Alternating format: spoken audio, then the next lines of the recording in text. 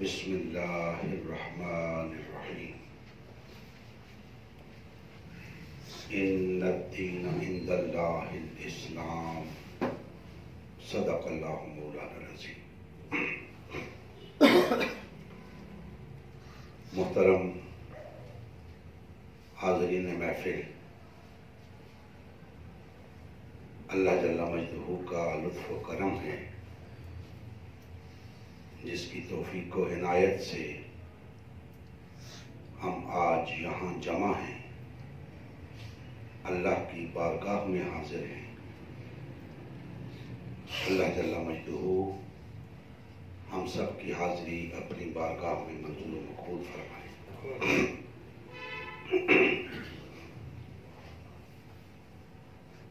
جیسا کہ آپ کے علم میں ہے،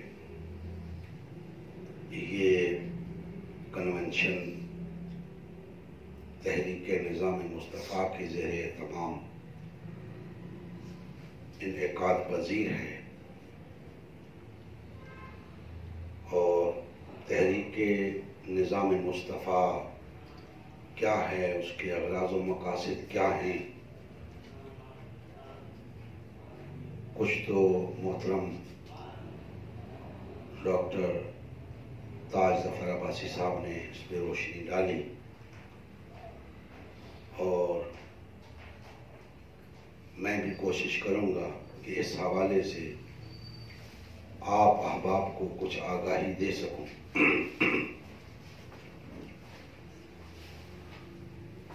ہے تو افسوس کا مقام کہ آج مسلمان بھائیوں کو یہ بتانے کی ضرورت محسوس ہو رہی ہے کہ نظام مصطفیٰ کیا ہے، اور نظام مصطفیٰ کے قیام کے لیے تحریک چلانے کی ضرورت پڑ رہی ہے۔ انتہائی افسوس کا مقام ہے، اس لیے کہ بحیثیت مسلمان یہ تو ہماری اولین ذمہ داری تھی کہ ہم ہر حال میں نظام مصطفیٰ کو قائم رکھتے، لیکن ہوا کیا، ہم مسلمان کے مسلمان رہ گئے، اور ہم پر نظام مصطفیٰ کے سوا نظام مسلط کر دیے گئے۔ آج تمام روئے زمین کے اوپر شاید ہی کوئی ایسا خطہ ہو جہاں مسلمان نہ بستے ہوں، لیکن ایسا خطہ کوئی نہیں ہے جہاں اسلام بستا ہو، جہاں نظام مصطفیٰ بستا ہو۔ تو یہ ہمارے لیے شرم کا مقام ہے، ڈوب مرنے کا مقام ہے کہ مسلمانوں کے ہوتے ہوئے نظام مصطفیٰ قائم نہیں۔ اس سے بڑی شرمندگی اور کچھ نہیں۔ نہ جانے ہم کس منہ سے اللہ کی بارگاہ میں سجدہ ریز ہوتے ہیں،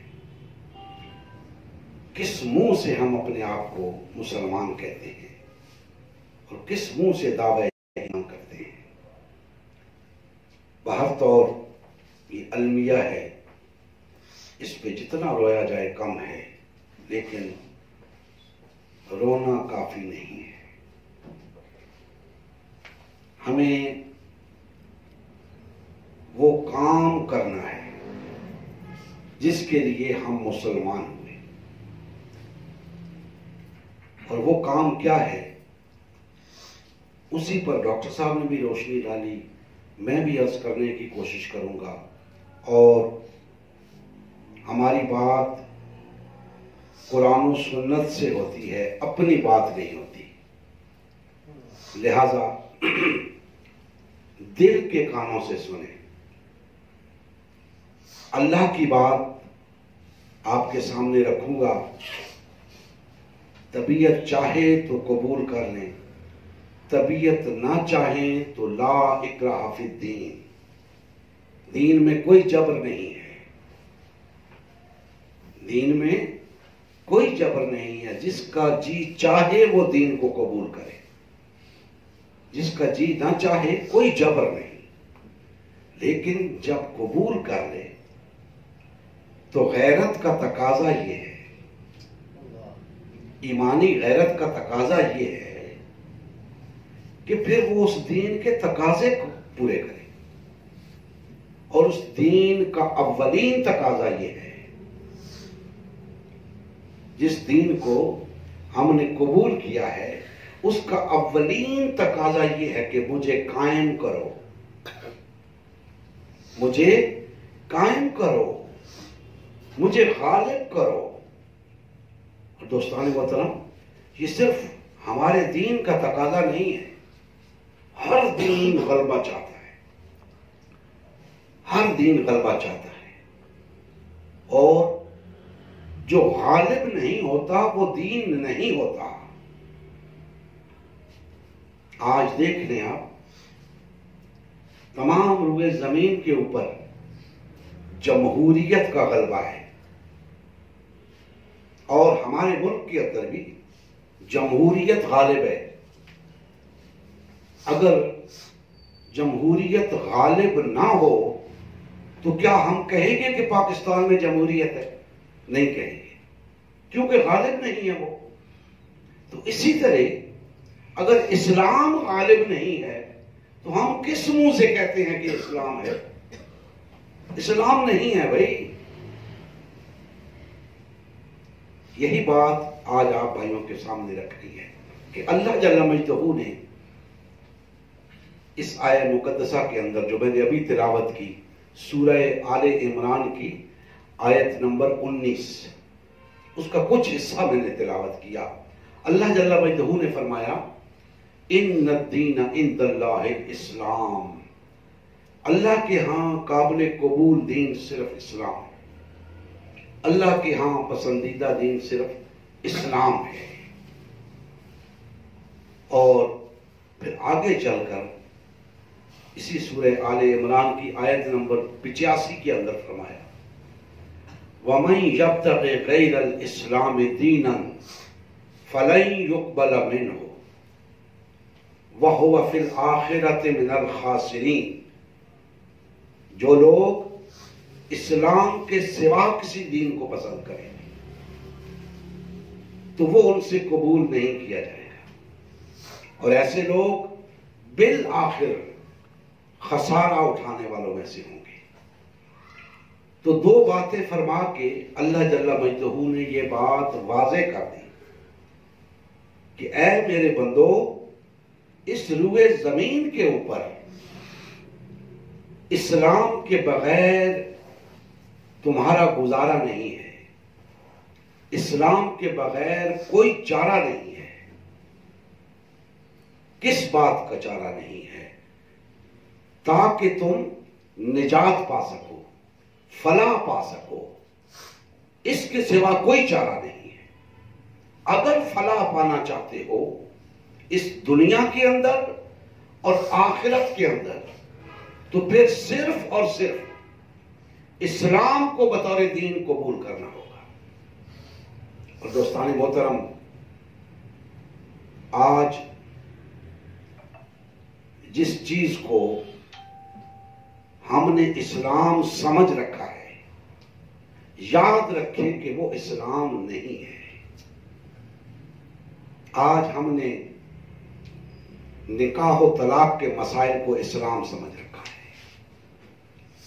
نماز اور وضو کے مسائل کو اسلام سمجھ رکھا ہے، روزے اور زکوٰۃ کے مسائل کو، حج کے مسائل کو اسلام سمجھ رکھا ہے، میلاد منانے کو، محرم کی مجالس منانے کو اسلام سمجھ رکھا ہے۔ نہیں دوستان محترم، یہ تمام چیزیں مذہب سے تعلق رکھتی ہیں، تمام مذاہب کے اندر آپ کو یہ چیزیں ملے گی۔ تو پھر اسلام کا امتیاز کیا ہوگا؟ یہ چیزیں تو کسی نہ کسی شکل میں تمام مذاہب کے اندر موجود ہیں، پھر اسلام میں اور ان میں فرق کیا ہوا؟ تو دوستان محترم، اسلام مذہب نہیں دین ہے، اور دین کہتے ہیں نظام کو۔ اسلام ایک نظام ہے۔ اب مجھے بتائیں ان تمام باتوں کا جن کا میں نے ذکر کیا، نظام کے ساتھ کیا تعلق ہے؟ نجی مسائل ہیں آپ کے اپنے، ذاتی معاملات ہیں۔ بہت ہوا تو زکوٰۃ کا تعلق نظام کے ساتھ ہے، لیکن ہم نے اسے بھی ذاتی مسئلہ بنا رکھا ہے۔ جسے چاہتے ہیں زکوٰۃ دیتے ہیں، چاہتے ہیں تو دیتے ہیں ورنہ نہیں دیتے۔ تو اسلام نظام ہے، کوئی مذہب نہیں ہے، اور نظام وہ شے ہوتی ہے جو معاشرے کے معاشرتی، معاشی، سیاسی اور عدالتی ہر طرح کے معاملات کو احاطہ کیے ہوئے ہوتا ہے، اسے نظام کہتے ہیں۔ اور آج ہمارے معاشرتی، معاشی، سیاسی، عدالتی معاملات کا اسلام کے ساتھ کوئی تعلق نہیں، تو گویا اسلام نہیں ہے۔ ہم پر دین جمہور مسلط ہے، اور اللہ جل مجدہ نے فرما دیا ہے کہ اگر اسلام کے سوا کوئی اور نظام قبول کرو گے، کسی اور نظام کو اپنے اوپر مسلط رہنے دو گے، تو وہ قبول نہیں کیا جائے گا۔ اور ایسے لوگ جو اسلام کے سوا کسی نظام کو قبول کریں گے، اس پر راضی ہوں گے، اسے مٹا کر نظام مصطفیٰ کو لانے کے لیے تیار نہیں ہوں گے، ایسے لوگ بالآخر خسارے میں ہوں گے۔ اب دوستان محترم، اسلام ایک نظام ہے، اور ہم اسے نظام مصطفیٰ کہتے ہیں۔ کیوں؟ اس لیے کہ اسے اس روئے زمین کے اوپر اپنی مکمل شکل میں جس ہستی نے بپا کیا، رسول خدا احمد مجتبی محمد مصطفیٰ صلی اللہ علیہ وسلم، اسی نسبت سے ہم اسلام کو نظام مصطفیٰ کہتے ہیں۔ گویا نظام مصطفیٰ اسلام کا دوسرا نام ہے۔ اب ہر شخص اس بات کا جائزہ لے لے کہ جس شخص کا نظام مصطفیٰ کے ساتھ کوئی تعلق نہیں، گویا اس کا اسلام کے ساتھ کوئی تعلق نہیں۔ جس کی نظام مصطفیٰ کے ساتھ کوئی نسبت نہیں، اس کی اسلام کے ساتھ کوئی نسبت نہیں، اور جسے نظام مصطفیٰ پسند نہیں، گویا اسے اسلام پسند نہیں۔ یہ کسوٹی ہے اس بات کی کہ ہمارا اسلام کے ساتھ کیا تعلق ہے۔ اگر ہم اسلام کے ساتھ اپنا تعلق جتاتے ہیں تو ہمیں نظام مصطفیٰ کے ساتھ بھی اپنا تعلق قائم کرنا ہوگا، قائم رکھنا ہوگا۔ بصورت دیگر محض دکھاوا ہوگا کہ ہم مسلمان ہیں، محض ریاکاری ہوگی، بلکہ منافقت ہوگی اگر ہم یہ کہیں گے کہ ہمارا دین اسلام ہے۔ کیونکہ نظام مصطفیٰ سے تو ہم نے کوئی واسطہ رکھا ہی نہیں، تو ہمارا دین اسلام کیسے ہو گیا؟ اسلام تو کہتے ہی نظام مصطفیٰ کو۔ آج 77 سال ہو چکے پاکستان کو، ہم یہ سنتے آئے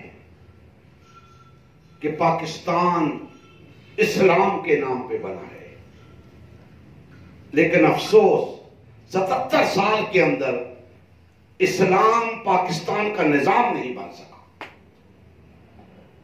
کیوں نہیں بن سکا؟ اس لیے کہ ہم نے نہیں چاہا، ہم نے اس بات کو پسند ہی نہیں کیا، ہم نے جمہوریت کو پسند کیا۔ جمہوریت آ گئی۔ جس دن ہم اسلام کو پسند کریں گے اسلام آ جائے گا۔ لیکن یہ بات روز روشن کی طرح عیاں ہے کہ آج ہمیں اسلام پسند نہیں ہے، ہمیں نظام مصطفیٰ پسند نہیں ہے، ورنہ یہ کیسے ہو سکتا ہے کہ 25 کروڑ مسلمان بستے ہوں پاکستان کے اندر اور نظام مصطفیٰ قائم نہ ہو، نظام مصطفیٰ غالب نہ ہو؟ نہیں ہو سکتا۔ دوستان محترم، میں یہ تو نہیں کہتا کہ مسلمان جان بوجھ کے نظام مصطفیٰ قائم نہیں کرنا چاہتا، لیکن یہ ضرور کہنا چاہتا ہوں کہ اگر دین جمہور اسے پسند ہے تو اس کی وجہ کیا ہے، اور اگر نظام مصطفیٰ سے وہ دور ہے، کنارہ کش ہے، تو اس کی وجہ کیا ہے؟ دوستان محترم، ہمیں نظام مصطفیٰ سے دور رکھنے کے لیے ہمیں تقسیم کر دیا گیا۔ اس دین جمہور نے ہمیں تقسیم کیا ہے، مختلف پارٹیوں کے اندر، مختلف جماعتوں کے اندر اور فرقوں کے اندر ہماری طاقت کو تقسیم کیا ہے اس نے، ہماری وفاداری کو تقسیم کیا ہے اس نے۔ ہم تو مسلمان تھے اور ہماری وفاداری صرف اللہ اس کے رسول کے ساتھ تھی، لیکن اس دین جمہور نے آ کر ہماری وفاداری کو تقسیم کر دیا۔ ہم میں سے کچھ کو کسی کا وفادار بنا دیا، کچھ اور کو کسی اور کا وفادار بنا دیا، کسی کو کسی جماعت کا، کسی کو کسی جماعت کا، کسی کو کسی فرقے کا، کسی کو کسی فرقے کا وفادار بنا دیا۔ اور جن کا دین تھا جمہور، جمہوریت جن کا دین تھا، انہوں نے ہماری اس تقسیم سے فائدہ اٹھایا، ہماری اس تفریق سے، ہمارے اس تفرقے سے فائدہ اٹھایا اور مسند اقتدار پہ جا بیٹھے۔ شاطر لوگ، چالاک لوگ، شروع سے یہی شاطر اور چالاک لوگوں کا وتیرہ چلا آ رہا ہے کہ قوموں کو تقسیم کرو اور ان پر حکومت کرو۔ ہمیں تقسیم کر دیا گیا، لیکن ہماری بھی تو کچھ ذمہ داری تھی۔ ہم تقسیم نہ ہوتے، لیکن یاد رکھیں عوام سادہ لو ہوتے ہیں، عوام سادہ لو ہوتے ہیں، انہیں تقسیم کرنے والے رہنما ہوتے ہیں، لیڈر ہوتے ہیں، خواہ وہ مذہبی ہوں خواہ وہ سیاسی ہوں۔ ہمیں ان مذہبی رہنماؤں نے اور ان سیاسی رہنماؤں نے تقسیم کیا، ہمیں اسلام کا وہ چہرہ دکھایا ہی نہیں، اور جمہوریت کے گن گاتے رہے، جمہوریت کو عین اسلام بنا کر ہمارے سامنے پیش کرتے رہے اور ہم ان کے پیچھے چلتے رہے۔ لیکن دوستان محترم، کب تک ہم ان کے پیچھے چلیں گے؟ اس دین جمہور نے ہمیں دیا ہی کیا ہے،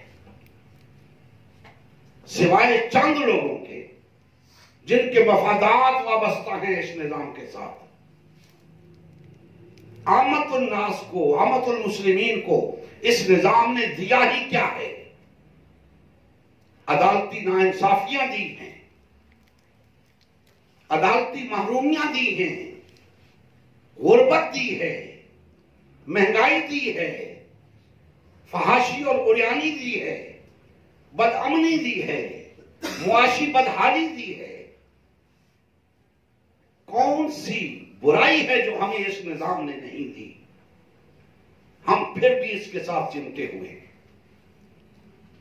اور دوستان محترم، میں ساتھ ساتھ یہ بھی پوچھنا چاہوں گا آپ سے کہ دین اس لیے قبول کیا جاتا ہے کہ دین کے ساتھ وابستگی سے فائدہ ملتا ہے، دنیا میں بھی اور آخرت میں بھی۔ ہم 25 کروڑ افراد نے اسلام کو بطور دین قبول کر رکھا ہے، تو پھر بتائیے اسلام نے ہمیں کیا دیا ہے؟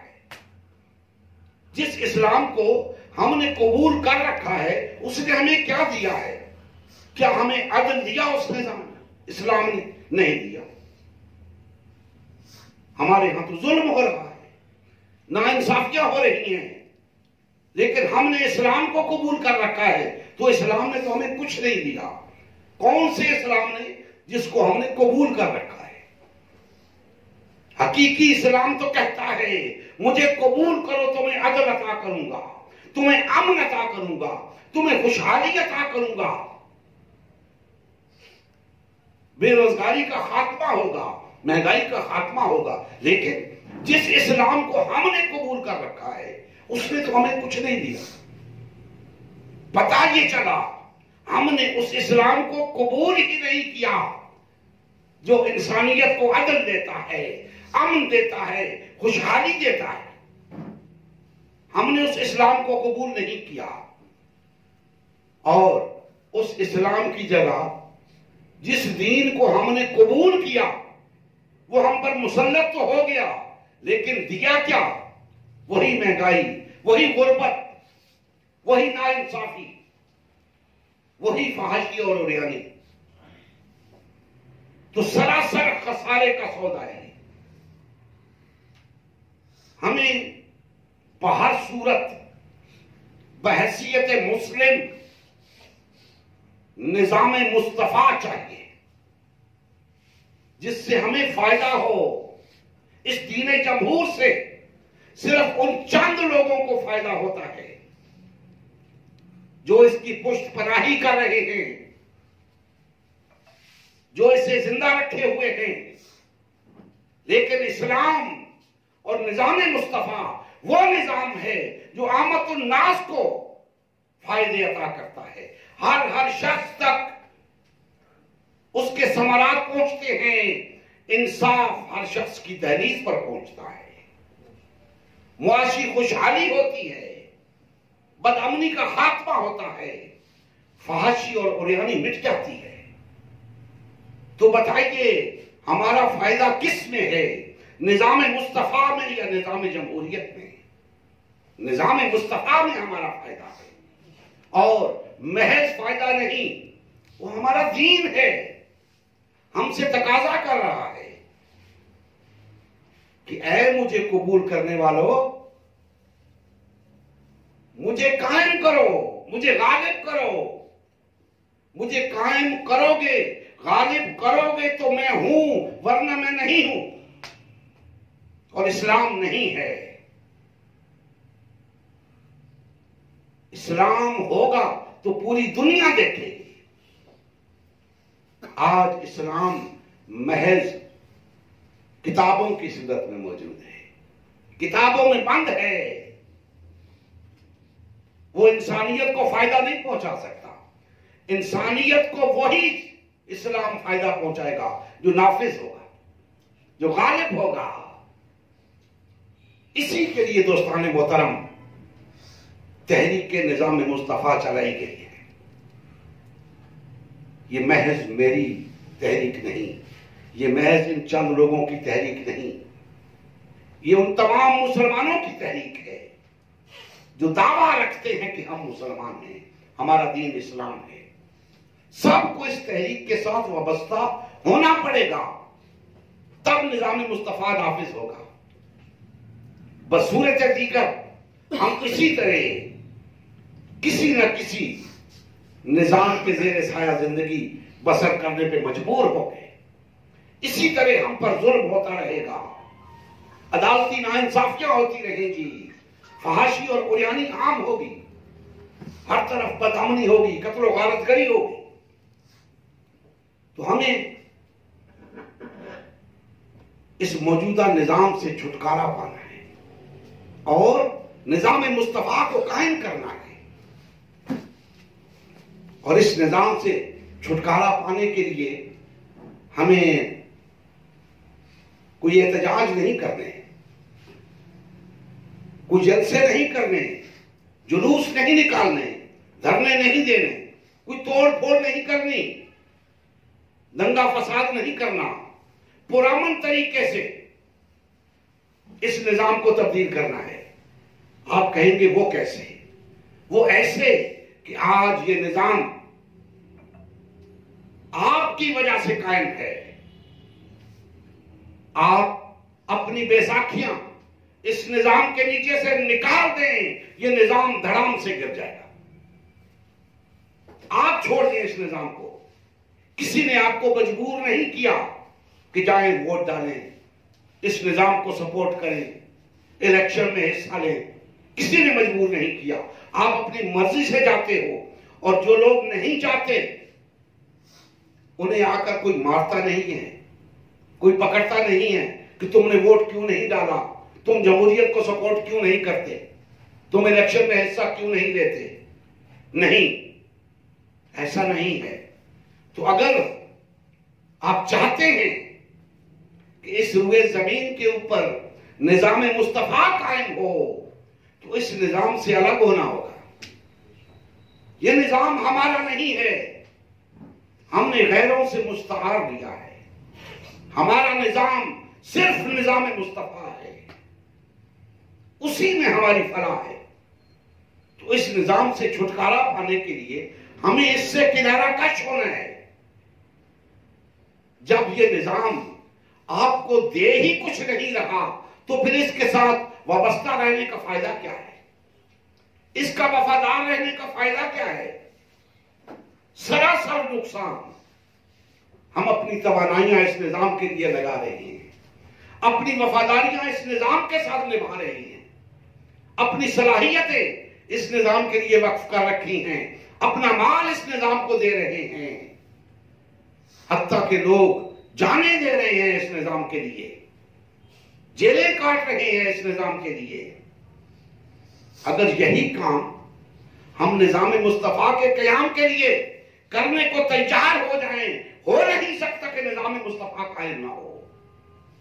لیکن ہم نام کے مسلمان ہیں، ہمیں اسلام سے کوئی دلچسپی نہیں ہے، ہمیں نظام مصطفیٰ کی کوئی خواہش نہیں ہے۔ تو یاد رکھیں، جسے نظام مصطفیٰ سے دلچسپی نہیں، جسے نظام مصطفیٰ کی خواہش نہیں، اللہ فرما رہا ہے ایسے لوگ آخرت میں بالآخر خسارے میں ہوں گے۔ اگر اس خسارے سے بچنا چاہتے ہیں تو یقین جانیے اس کا ایک ہی نسخہ ہے کہ اس موجودہ نظام سے کنارہ کش ہو جائیں۔ نظام مصطفیٰ کے قیام کے لیے تحریک نظام مصطفیٰ چل پڑی ہے، اٹھیں ہمارے ساتھ مل کر، ہمارے دست و بازو بن کر اس تحریک کو پروان چڑھائیں، تاکہ نظام مصطفیٰ کے قیام کی راہ ہموار ہو سکے۔ یہ ہم چند لوگوں کے کرنے کا کام نہیں، یہ پوری قوم کے کرنے کا کام ہے، اور اس میں کوئی تفریق نہیں۔ یہاں میں یہ بات بھی واضح کرتا چلوں، موجودہ نظام ایسا جال بچھایا اس نے کہ دیکھیں، اس نظام کے تحت جب لوگ اس نظام کے ساتھ وفاداری نبھاتے ہیں، اس وقت انہیں اسلام بھول چکا ہوتا ہے، اس وقت انہیں سنیت اور شیعیت بھول چکی ہوتی ہے، بریلویت اور دیوبندیت بھول چکی ہوتی ہے، اہل حدیثیت بھول چکی ہوتی ہے۔ وہ سب کے سب بدعت تفریق مذہب و مسلک اس نظام کے ساتھ کشاں چلتے ہیں۔ مجھے بتائیں، تحریک انصاف، پیپلز پارٹی، مسلم لیگ، یہ جو سیکولر جماعتیں ہیں، مذہبی جماعتیں نہیں ہیں، سیکولر جماعتیں ہیں، ان کو ووٹ کون دیتے ہیں؟ سنی، شیعہ، بریلوی، دیوبندی، اہل حدیث، اہل قرآن، یہ سب ووٹ دیتے ہیں ان کو۔ وہاں ان کو اپنا مذہب یاد نہیں رہتا، وہاں سنیت اور شیعیت یاد نہیں رہتی، بریلویت، دیوبندیت، اہل حدیثیت یاد نہیں رہتی۔ جب اللہ کے دین کا وقت آتا ہے، جب نظام مصطفیٰ کے قیام کا وقت آتا ہے اس وقت انہیں سنیت یاد آتی ہے، شیعیت یاد آتی ہے، بریلویت اور دیوبندیت یاد آتی ہے، اہل حدیثیت یاد آتی ہے، اپنے اپنے مسالک اور فرقے یاد آتے ہیں۔ کتنا بڑا ظلم ہے، کتنی بڑی منافقت ہے کہ ایک ایسے نظام کے ساتھ تو آپ وفاداری نبھاتے ہو، جہاں وفاداری نبھانی ہے وہاں سے بھاگتے ہو۔ یہ منافقت ہے، دجل ہے، فریب ہے، دھوکہ ہے۔ ہر شخص اپنے ساتھ بھی ظلم کر رہا ہے، اللہ اس کے رسول کے ساتھ بھی زیادتی کر رہا ہے۔ ہمیں اس روش سے باز آنا ہے، ہمیں صراط مستقیم پہ چلنا ہے۔ اس کا ایک ہی طریقہ ہے کہ ہم ایک ہو جائیں، ہم ایک ہو جائیں۔ ہمارا دین اس بات کا دعویٰ رکھتا ہے کہ اے میرے قبول کرنے والوں، اگر تم نے مجھے قبول کیا ہے تو میں تمہارے درمیان محبت قائم کر دوں گا۔ یہ ہمارے دین کا دعویٰ ہے۔ لیکن ہم کیا ہے؟ ایک دوسرے سے نفرت کرتے ہیں۔ قصور ہمارا ہے یا دین کا ہے؟ ہمارا ہے۔ دین کا تو دعویٰ ہے مجھے قبول کرو، میں تمہارے درمیان محبت پیدا کروں گا۔ اگر محبت پیدا نہیں ہو رہی تو گویا ہم نے دین کو قبول نہیں کیا، ورنہ ہمارے اندر محبت پیدا ہو چکی ہوتی۔ ہمارا دین کہتا ہے کہ میرا دعویٰ ہے مجھے قبول کرو تو میں بھائی بھائی بنا دوں گا۔ ہم بھائی بھائی کی بجائے ایک دوسرے کے دشمن ہیں، ایک دوسرے کا گلا کاٹتے ہیں، ایک دوسرے سے حسد کرتے ہیں، ایک دوسرے کے لیے بغض رکھتے ہیں، کینہ رکھتے ہیں۔ قصور ہمارا ہوا یا دین کا ہوا؟ ہمارا قصور ہے۔ دین تو کہہ رہا ہے میں تمہیں بھائی بھائی بنا دوں گا۔ اگر ہم بھائی بھائی نہیں ہیں تو گویا ہم نے دین کو قبول ہی نہیں کیا، ورنہ ہو نہیں سکتا کہ ہم دین کو قبول کریں اور ہمارے اندر اخوت پیدا نہ ہو، ہم بھائی بھائی نہ بنے، ہو نہیں سکتا۔ اسی طرح ہمارے دین کا دعویٰ ہے کہ جو لوگ مجھے قبول کریں گے میں ان کے اندر وحدت قائم کر دوں گا۔ آج ہم ٹکڑے ٹکڑے ہیں، فرقہ فرقہ ہیں، فرد فرد ہو چکے ہیں ہم۔ تو قصور دین کا ہے یا ہمارا ہے؟ ہمارا قصور ہے۔ دین تو دعویٰ کر رہا ہے مجھے قبول کرو تمہارے درمیان وحدت پیدا ہوگی۔ اگر ہمارے اندر وحدت نہیں ہے تو اس کا صاف مطلب ہے کہ ہم نے دین کو قبول ہی نہیں کیا، ورنہ یہ کیسے ممکن تھا کہ ہم اسلام کو قبول کرتے اور ہمارے اندر وحدت قائم نہ ہوتی۔ تو بھائیو سمجھیں، دین کی حقیقت کو سمجھیں۔ دین مسجدوں میں بند نہیں ہے، دین ان چند رسومات تک مقید نہیں ہے جنہیں ہم نے دین سمجھ رکھا ہے۔ دین تو وہ ہوتا ہے جو لوگوں کے اوپر قائم ہوتا ہے۔ آج ایک دین ہم پر بھی قائم ہے، مسلط ہے، ہم اس کے زیر سایہ زندگی بسر کر رہے ہیں۔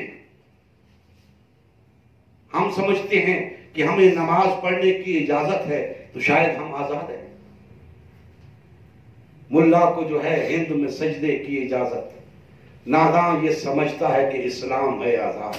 ارے نہیں، تمہیں یہ نماز کی اجازت اس نظام نے دے رکھی ہے۔ جس دن یہ نظام چاہے گا وہ تمہیں کہہ سکتا ہے کہ خبردار، نماز پڑھنے کی اجازت نہیں ہے، لیکن اسے پتا ہے اس کی نماز سے مجھے کوئی نقصان نہیں، پڑھنے دو۔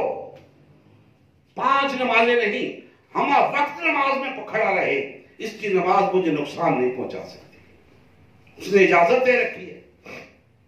ہم سمجھتے ہیں کہ ہم اسلام پر عمل پیرا ہونے میں آزاد ہیں۔ نہیں، آپ آزاد نہیں ہیں، آپ کو اجازت دے رکھی ہے نظام نے۔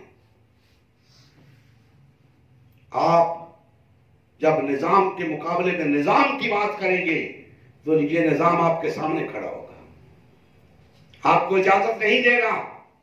آپ جس دن واقعتاً اسلام کی بات کریں گے، نظام مصطفیٰ کی بات کریں گے، یہ نظام برداشت نہیں کرے گا، آپ کی نماز کو برداشت کرے گا، آپ کے روزہ و حج کو برداشت کرے گا، آپ کی قربانی کو برداشت کرے گا، آپ کی محافل میلاد کو برداشت کرے گا، آپ کے محرم کے جلوسوں کو برداشت کرے گا، لیکن نظام مصطفیٰ کو برداشت نہیں کرے گا۔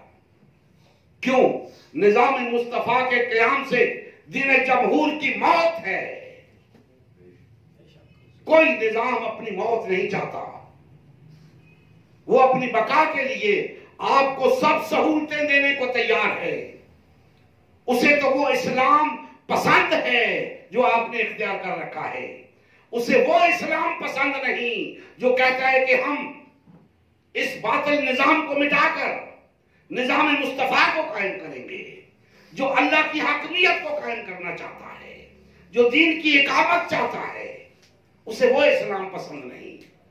یہ تو یہ رہے ہمارے کلمہ گو بھائی ہیں، وہ غیر مسلم بھی، وہ سپر پاورز بھی، وہ کہتی ہیں اسلام بہت اچھا دین ہے، ہمیں کوئی مسئلہ نہیں ہے اس اسلام سے۔ اور اگر آپ واقعتاً اسلام کی بات کریں گے تو کہیں گے یہ مسلمان دہشت گرد ہے۔ جو نظام کی بات کرے گا اسے دہشت گرد کہتے ہیں، اور جو ان کی غلامی میں زندگی بسر کرنے پہ راضی ہو اسے کہتے ہیں یہ بڑا اچھا مسلمان ہے۔ اصل میں تو اسلام یہی ہے۔ نہیں دوستو، اسلام غلامی نہیں سکھاتا۔ اس پورے قرآن کے اندر مغلوب رہ کر، غلام رہ کر زندگی بسر کرنے کے لیے کوئی فارمولہ نہیں ہے، کوئی تعلیم نہیں ہے۔ اسلام تو ہمیں غالب دیکھنا چاہتا ہے، اسلام تو ہمیں بہتر غالب دیکھنا چاہتا ہے۔ اگر کسی وقت ایسا موقع آ بھی جائے کہ ہم مغلوب ہو جائیں تو اسلام اس زندگی کو پسند نہیں کرتا۔ اسلام کہتا ہے اٹھو اے مغلوب لوگوں، اٹھو اے محروم اور غلام لوگوں، اٹھو، اس نظام کو پھر سے قائم کرنے کے لیے موجود نظام کو بدل ڈالو۔ ہمیں تو بھارت اور آزاد رہنے کا حکم ہے، غلام نہیں، محکوم نہیں۔ لیکن افسوس کہ آج 1.5-2 ارب مسلمان محکومی اور غلامی کی زندگی بسر کر رہے ہیں۔ رونے کا مقام ہے، شرم کا مقام ہے۔ پتہ نہیں ہمارے اندر دینی غیرت رہی ہے یا نہیں رہی، بیدار کیوں نہیں ہوتے، ہم ہوش کے ناخن کیوں نہیں لیتے، دینی غیرت ہماری جاگتی کیوں نہیں ہے۔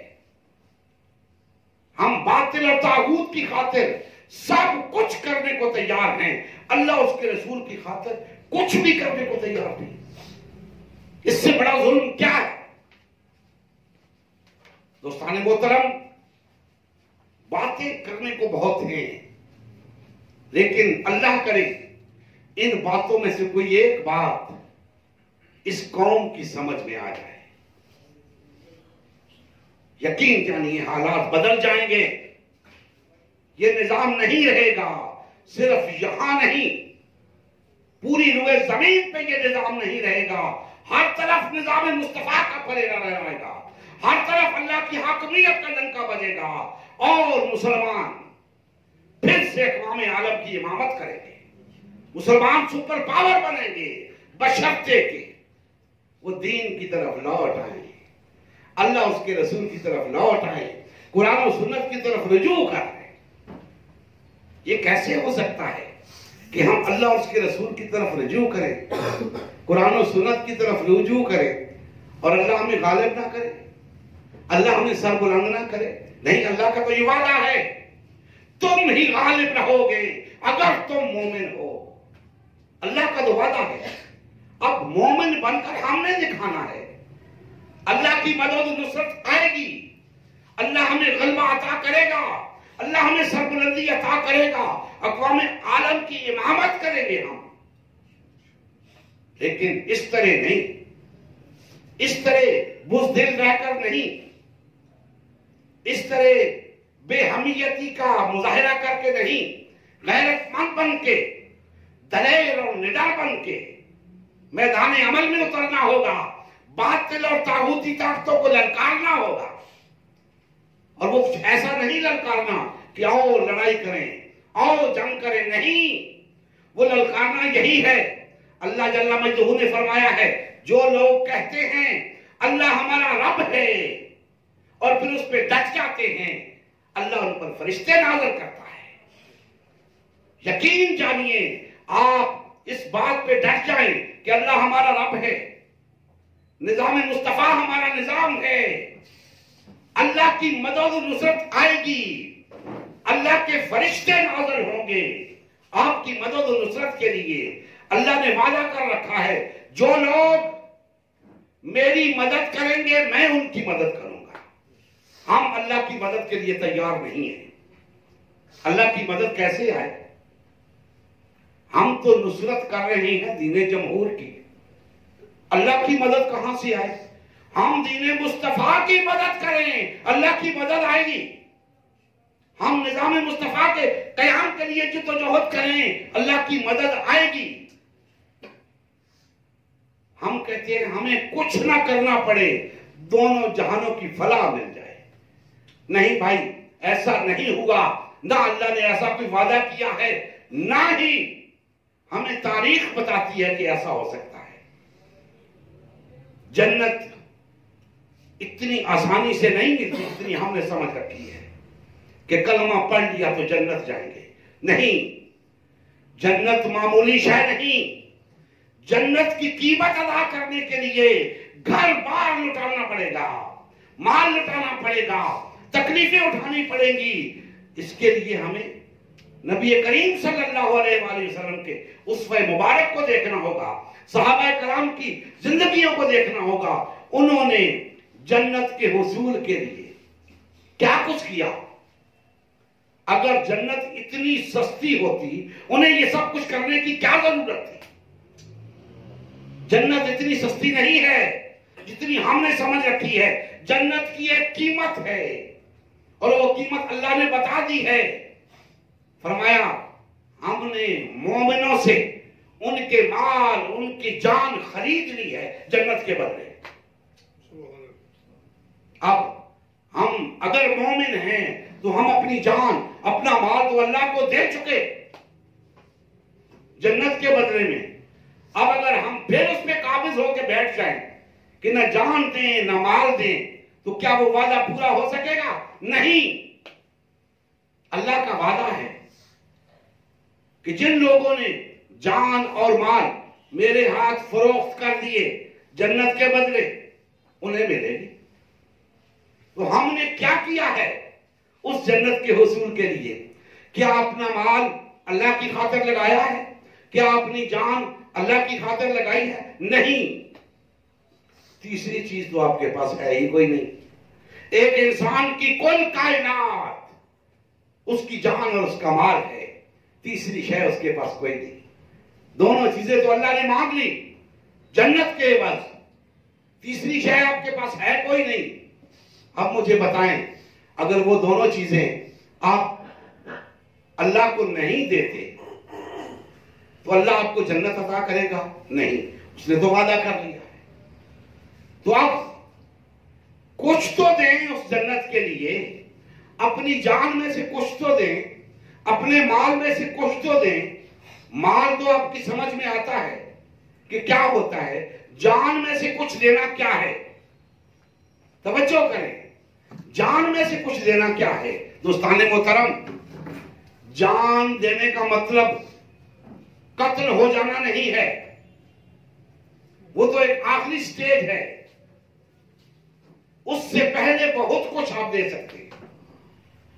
अपनी सलाहियतें अल्लाह की राह में लगाना, जान लगाना है। अपना वक्त अल्लाह की राह में लगाना, जान लगाना है। अपनी तवानाइयां अल्लाह की राह में लगाना, जान लगाना है। अल्लाह की राह में तकालीफ उठाना, मसाइब झेलना, जान लगाना है। और अगर वक्त आ जाए तो इस जान को भी जाने आफरी के सपोर्ट कर देना, ये जान लगाना है। तो वो जान लगाने का वो वक्त جب جام شہادت نوش کرنا پڑے وہ تو خوش نصیب لوگوں کو حاصل ہوتا ہے، اس سے پہلے کرنے کے بہت کام ہیں۔ جان لگانے کا مرحلہ یہاں سے شروع ہوتا ہے کہ جس دن آپ یہ فیصلہ کرتے ہیں کہ ہاں آج سے میں مسلمان ہو گیا، آج سے میں مومن ہوں، جس دن آپ اسلام قبول کرتے ہیں اس دن سے جان لگانے کا آغاز ہو جاتا ہے، جہاد فی سبیل اللہ کا آغاز ہو جاتا ہے۔ آپ جس دین کو قبول کرتے ہیں اب اس دین کی دعوت لے کر اٹھ کھڑے ہوتے ہیں، اس دین کو لے کر دوسروں تک پہنچاتے ہیں۔ اس راستے میں جو مشکلات آتی ہیں وہ جہاد فی سبیل اللہ ہے، جو تکالیف اٹھانی پڑتی ہیں، جو مال خرچ کرتے ہیں وہ جہاد فی سبیل اللہ ہے، یہ جان سے جہاد ہے، یہ اپنی صلاحیتوں کو لگانا ہے۔ تو ہر شخص اللہ کی راہ میں کچھ نہ کچھ لگا سکتا ہے، آپ کچھ تو لگائیں، اللہ سے فضل کی امید رکھیں، اللہ پاک بیڑا پار کر دے گا۔ لیکن اگر آپ کچھ بھی کرنے کو تیار نہیں تو اللہ کو کیا پڑے کہ آپ کو جنت عطا کر دے؟ پھر آپ کو جہنم سے کوئی نہیں بچا سکتا۔ اگر آپ اللہ کے عذاب سے بچنا چاہتے ہیں، جہنم کے عذاب سے بچنا چاہتے ہیں، اور نہ صرف اس دنیا کی فلاح چاہتے ہیں بلکہ اخروی فلاح چاہتے ہیں، تو آپ کو نظام مصطفیٰ کے ساتھ مخلص ہونا پڑے گا، اس کے سوا کوئی چارہ نہیں۔ نظام مصطفیٰ کے ساتھ مخلص ہونا پڑے گا، نظام مصطفیٰ کے لیے اٹھنا ہوگا، مل کر جدوجہد کرنی ہوگی، اس کے لیے اپنی صلاحیتیں لگانی ہوگی، اپنی توانائیاں صرف کرنی ہوگی، اپنا مال لگانا ہوگا، اپنا وقت لگانا ہوگا۔ میں کہتا ہوں آپ تیار ہو جائیں، یہ کچھ کرنے کے لیے اللہ کا وعدہ ہے، اللہ آپ کو غالب کر دے گا۔ اب اس سے آسان الفاظ میں اور کیا سمجھا سکتا ہوں آپ کو؟ اگر کوئی شخص اس حق بات کو سمجھنا چاہتا ہے تو میں سمجھتا ہوں اس کے لیے کافی ہے، اور اگر کوئی شخص نہیں سمجھنا چاہتا تو میں ساری رات بیٹھ کر واز کرتا رہوں، تقریر کرتا ہوں، اس نے نہیں سمجھنا۔ تو امید کرتا ہوں آپ بھائی میری ان باتوں کو اپنے قلوب و اذہان میں جگہ دیں گے اور تحریک نظام مصطفیٰ کے دست و بازو بنیں گے اور اس جد و جہد کو لے کر آگے بڑھیں گے، تاکہ پھر سے ہمارے اندر وہ محبت پیدا ہو جائے، وہ اخوت پیدا ہو جائے، وہ وحدت پیدا ہو جائے، تاکہ ہم اللہ کے دین کو غالب کر سکیں، نظام مصطفیٰ کو قائم کر سکیں۔ اللہ جل مجدہ ہمارے حال پہ رحم فرمائیں اور ہمیں کما حق ہو نظام مصطفیٰ کے لیے جد و جہد کی توفیق عطا فرمائیں۔ وما علینا الا البلاغ المبین۔